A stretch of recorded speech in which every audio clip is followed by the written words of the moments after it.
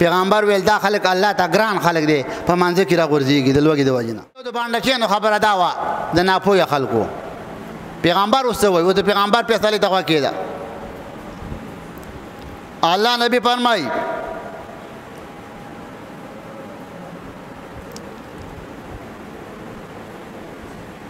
لو تعلمون ما لكم، ای صحابو چې په مانځه کې را پرېوځئ د لوږې د وجې نه، که تاسو د دې د اجر نه خبر شئ، د دې د ثواب نه خبر شئ،